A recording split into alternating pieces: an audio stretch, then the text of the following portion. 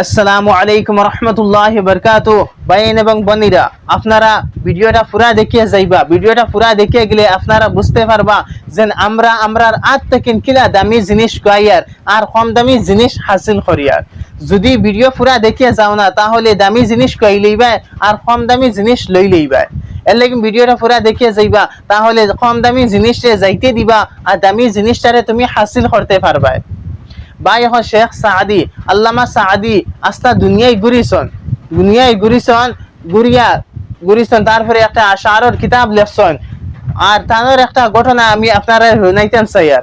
এই ঘটনার দ্বারা আপনারা বুঝতে পারবা যে দামি জিনিস আমরা আজ থেকে কিলা খুয়াইয়া। শেখ সাদি কিতাবের মধ্যে লেখছেন দেন তাই যে সময় ছোট আসলা ওই সময় তানোর মায়ে তানোরে একটা সোনার আংটি বানাইয়া দিছন। সোনার আংটি বানাইয়া আঙ্গুলো দিয়া দিছন। তো তাই একদিন রাস্তা দিয়া যাইরা রাস্তার মধ্যে দেখলা একটা ঠেলাওয়ালা বেটারে, যে ঠেলার মধ্যে মধুর লইয়া যার। তো তাই ও বেটার কাছে গেলা, গিয়া জিকার করলে যে তুমি ঠেলার মাঝে কিতা লইয়া যারায়।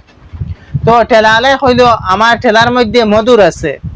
তো শেখ সাদির ঠেলাওয়ালাই কইল যে তুমি তোরা মধুর খাইয়া দেখো না, মজা আছে নিনা না, মজা লাগেনি খাইতে।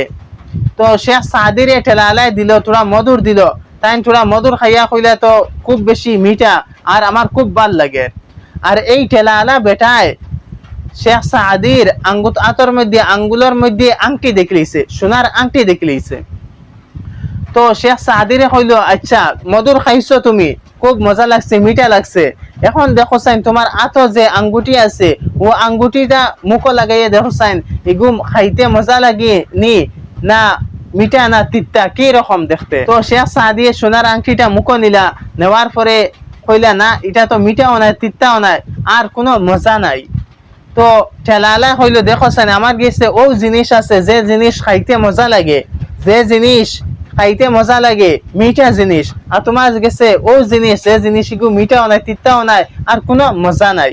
তে কাম করো, আমার কাছে যে মজার জিনিস আছে ও জিনিসগুলো তুমি নেও গিয়া, আর তোমার কাছে যে বেমজা জিনিস আছে ও জিনিসটা আমারে দিলাও।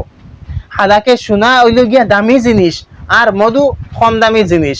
তো টেলালা খর কিতা যে তোমার কাছে যে বেমজা জিনিসটা ও জিনিসটা আমারে দিলাও, আর আমার কাছে যে মজার জিনিসটা ও জিনিসটা তুমি নেও গিয়া। শেখ সাদি তার মাথার মধ্যে আই গেলা, আবার পরে কইলে আচ্ছা ঠিক আছে তুমি আমার আঙ্গুটিটা নেও গিয়া আর তোমার মধুর ঠেলা খান আমারে দিলাও।